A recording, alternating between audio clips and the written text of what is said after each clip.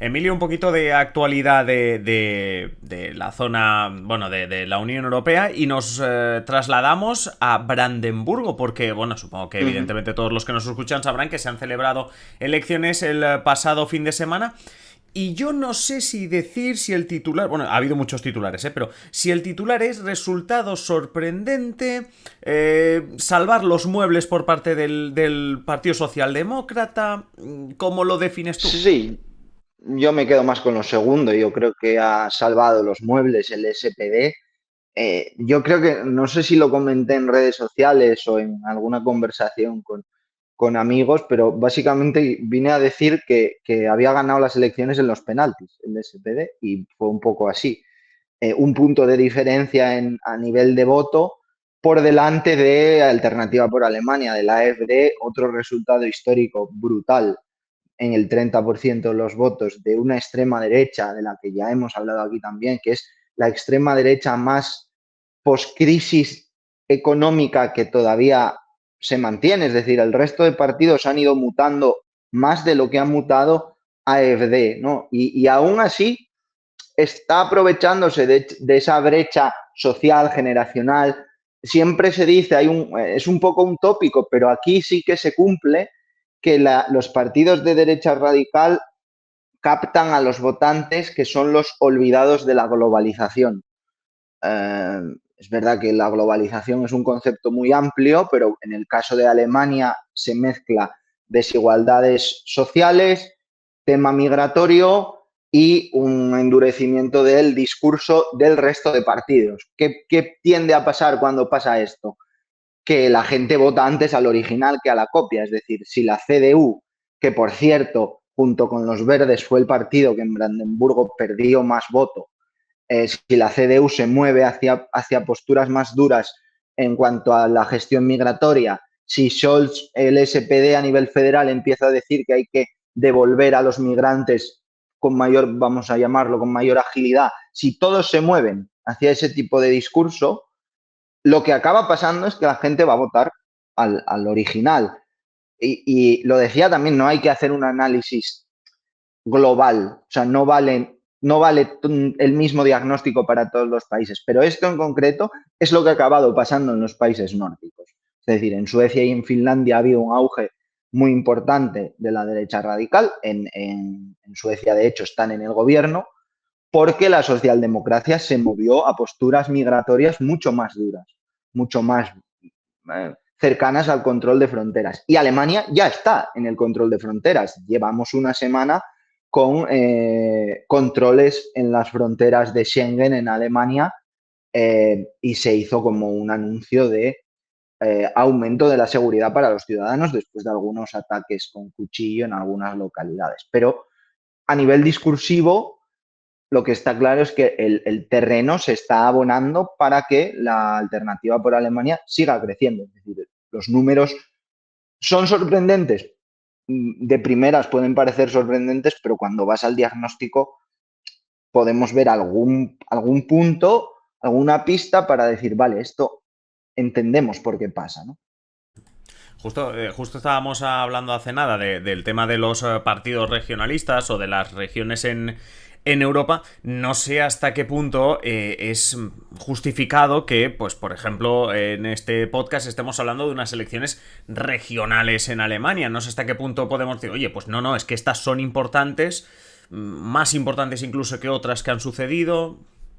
¿Sabes qué pasa? Que hay que mirar el pack completo, es decir, no es que Brandenburgo, que es un lander importante en Alemania, pero no es solo Brandenburgo, ni es una brecha este-oeste que en Alemania sigue también presente la dinámica previa a la caída del muro. Es decir, pasa un poco lo que decía antes de Italia, ¿no? Esa brecha social norte-sur, pues en Alemania sigue existiendo la brecha social este-oeste. El tema es que si miras el pack completo, venimos de unas elecciones regionales en Sajonia y en Turingia, donde en un sitio la AfD ganó las elecciones, no va a poder gobernar porque se mantiene el cordón sanitario, en el otro no ganó, pero estuvo cerca también, como ha pasado en Brandenburgo. Entonces, lo que te están enseñando las elecciones regionales es una tendencia. ¿Hacia dónde nos lleva esta tendencia? Ya lo veremos, porque queda tiempo para las elecciones federales, pero la realidad es que crecen, vamos a llamarlo los partidos antisistema, porque crece Alternativa por Alemania y crece la escisión de Die Linke que lidera Sascha Wagner-West, que está más a la izquierda de Die Linke, con discurso prorruso, con discurso anti-inmigración. O sea, un tono, vamos a llamarlo rojipardo, ya profundizaremos alguna vez seguro en ese concepto, pero básicamente es un partido aglutinador. A mí, salvando mucho las distancias, pero me recuerda un poco al concepto que tenía el movimiento 5 estrellas en Italia, puede parecer que tiene un discurso de izquierdas, pero en realidad es populismo puro y duro. Busca el punto populista en cada tema. Esto es lo que está pasando también en el lado izquierdo en Alemania. Claro, 3 elecciones regionales con 3 resultados parecidos, hombre, pues ya el diagnóstico que se puede hacer es un poquito más fiable. Si tú decías que queda mucho para las elecciones federales, pero leía el otro día la típica expresión de fuentes cercanas al gobierno, en este caso al gobierno federal alemán, que hablaban incluso de, con este auge que estás comentando de Alternativa por Alemania, con las encuestas, pues que ya llevan tiempo, sobre todo para el SPD, bastante malas, bueno, que daban por hecho que esto no llegaba al final de la legislatura. Yo te quería preguntar, bueno, sobre todo si qué posibilidades se le da que esto pase, pero sobre todo, ¿hasta qué punto unas elecciones en la principal potencia europea?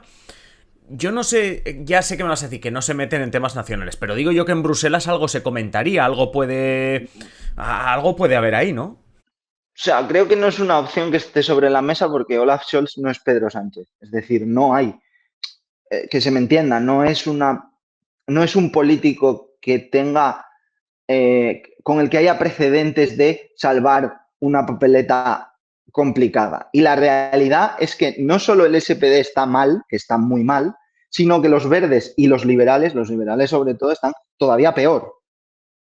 Entonces, ir a elecciones en esa tendencia cuando ni siquiera la CDU parece muy interesada en una convocatoria electoral, porque Friedrich Merz todavía es un líder, vamos a decir, a ojos de la opinión pública endeble, es decir, no es Merkel. Evidentemente, si la CDU tuviese un líder o una líder como Merkel,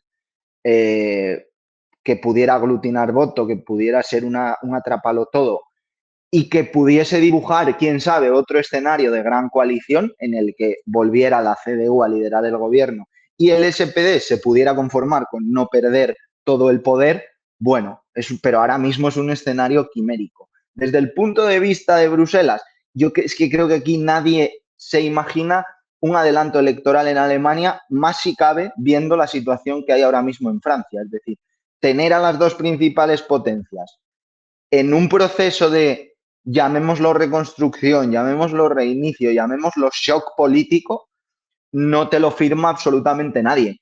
Creo que una situación así, visto el panorama europeo país por país, solo te lo firma Meloni. ¿Por qué? Porque es la única que tiene un gobierno estable.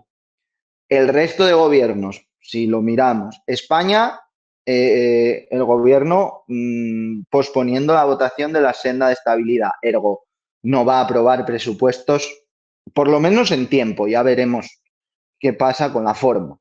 Alemania, ya lo comentamos. Francia, por supuesto, ni hablamos porque el pobre Barnier lo está teniendo en latín para poder ya no formar gobierno, sino que ese gobierno convenza a alguien, porque no le gusta ni a Gabriel Attal, básicamente, es decir, a su predecesor. Entonces, claro, Portugal no es un país con suficiente fuerza para poder sostener, digamos, a la Unión Europea, y también el gobierno de Luis Montenegro está en minoría. O sea, el panorama, es que yo no quiero ser pesimista, pero el panorama, no vamos a decir que es desolador, pero es un panorama inestable. Y eso, unido a que estamos todavía en construcción de la nueva comisión por aquí, nadie quiere abrir más frentes. Me ha gustado ese eufemismo. No voy a decir desolador, pero voy a decir inestable. Atento cuando el del banco te llame y te diga que tu situación financiera es inestable, por no decir Claro, desoladora. claro. No quiero que se me acuse de pesimista, pero vamos, tampoco está esto para hacer una fiesta. Sí, porque además en Francia la inestabilidad promete quedarse por lo menos un tiempo. En Alemania, Sí, vale, si no hay elecciones, lo único que estamos dando es un patadón hacia adelante hacia 2025, porque recordemos que las federales es verdad que queda tiempo, pero es en 2025 y estamos acabando septiembre de 2024, o sea que tampoco queda tanto. no queda tanto. Y quizá por eso, Adri, también quiero decir, también al final Scholz es pragmático en el sentido de, bueno, no me voy a morir por aguantar 10 meses o 9 meses. Ahora habrá que ver cómo llega también el gobierno a 2025. Sí, sí. Porque, claro, esa tendencia negativa puede afectarle en los resultados. Oye, por qué no sigas siendo pesimista? Vamos a cambiar un poco el tono. Por terminar, el domingo pasado o el fin de semana pasado, te pudimos leer un artículo, un interesante artículo en 20 minutos, hablando o analizando, como hicimos la semana pasada, pues esa nueva comisión, que es verdad, que tú lo has dicho, que todavía tiene que pasar el control, el examen del Parlamento Europeo. Y más allá del análisis que ya hiciste en ese artículo, del que hiciste con nosotros, no sé si más allá de nuestro nuevo héroe Cubilius, hay algún otro punto o alguna, no sé si decir anécdota, curiosidad que nos dejásemos en el tintero y que quizá con el paso de los días nos hayamos dado cuenta de que, bueno, de que puede ser importante.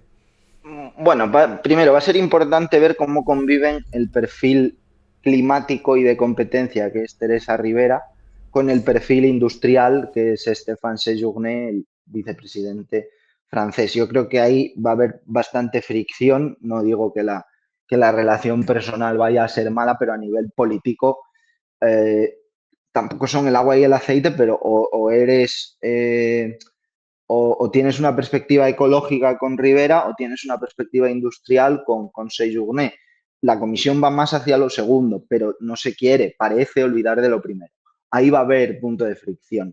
Y luego hay una guardia pretoriana veterana ya de von der Leyen, que son Maros Sefcovic, Vladis Dombrovskis y Dubravka Suica, que no tienen rango de vicepresidentes, pero en una comisión casi al 100% renovada, es decir, te lo comentaba la semana pasada, repiten en torno a un 20% de los comisarios, es decir, repiten 5 más von der Leyen, que en realidad son 4,5, porque el húngaro no es un activo importante de la nueva comisión, Olivier Valet.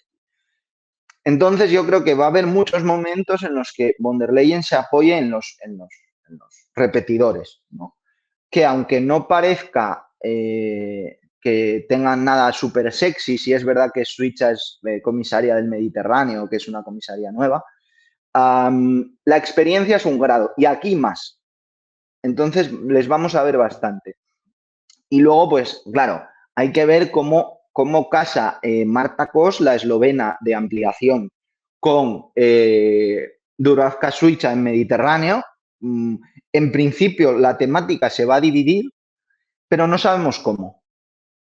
No sabemos geográficamente hasta dónde llega Dubravka Suica y hasta dónde llega Marta Kos. Obviamente, Kubilius será una persona de la que hablaremos bastante. Y luego creo que la gente tiene que tener en cuenta que de media siempre se caen dos comisarios. Cuando van a los exámenes del Parlamento Europeo, siempre hay dos que suspenden. En 2019 suspendieron la búlgara y la francesa. Esta vez las quinielas dan 5 suspensos. Mi apuesta es que van a suspender dos, que van a ser la búlgara y el húngaro. La búlgara porque viene de un partido, el de Boyko Borisov, el GERB, que ha estado de corrupción hasta las trancas y a ella también le han salpicado y eso normalmente es motivo de suspenso. Y el húngaro porque ya es una figura ya completamente desgastada. Recordemos que el húngaro, no sé si lo dije la semana pasada, pero fue el que insultó a los eurodiputados hace unos meses después de una comparecencia en una comisión. Creo, si tuviera que apostar, creo que se van a caer esos dos. Por lo tanto, bueno, no sería un drama, porque no sería No es lo mismo que se te caiga el húngaro y la búlgara que cuando se te cayó la francesa en 2019. No es ni mucho menos lo mismo, pero ahí estamos. Oye, ¿se pueden caer después de estos exámenes en el Parlamento? Simplemente una última cuestión, porque nos decías al inicio de la sección que esto puede durar entre octubre, noviembre. Para los que no tratamos en el día a día de cómo funcionan las instituciones europeas, 2 meses para pasar el examen. Quiero decir, seguro que es lo normal, ¿eh? Pero me refiero, ¿cómo funciona esto? Bueno, primero, el primer corte ya se ha pasado, que ha sido la presentación por parte de von der Leyen del nuevo colegio de comisarios. Lo que pasa que ahora entramos en un periodo en el que, bueno, hay que hablar con el Parlamento un poco, vamos a decir, para allanar el terreno. No va a ser nada público, pero serán un margen para que los eurodiputados, pues bueno, se puedan preparar, igual que los profesores preparan el examen para los alumnos, aquí la preparación es doble, es decir, los eurodiputados de cada comisión, que todavía también están empezando a rodar, están empezando a funcionar, ya están funcionando con más, vamos a decir, al 80%, pero necesitan un margen para analizar las candidaturas. En principio, si no pasa nada raro, los hearings en inglés, las audiencias, serán entre el 5 y el 12 de noviembre. Si no manejamos fechas, Político ya lo ha publicado, son más o menos las fechas que manejamos, ¿no? Claro, a von der Leyen le interesa acortar mucho el tiempo entre los hearings y el inicio del mandato, es decir, el 1 de diciembre, porque de esa manera parece que hay más presión sobre el Parlamento para que nadie suspenda el examen, ¿vale? Ahora, yo viendo el Parlamento con todo tan repartido y demás, yo no creo que ningún examen vaya a ser facilísimo para los candidatos. Es decir, con el Parlamento va a haber tela que cortar porque además parece desde fuera una comisión como muy alineada con los intereses de los Estados miembros y el Parlamento va a querer decir, ojo, que nosotros también estamos aquí, nos vas a tener que escuchar. Ya te digo, no creo que haya grandes problemas, pero esos son los tiempos. Pues seguro que de los exámenes de Cubilius y del resto de la comisión te escucharemos en las próximas semanas. Así que, Emilio Ordiz, como siempre, un placer y la semana que viene ya te estamos esperando. Genial, Adri, muchas gracias.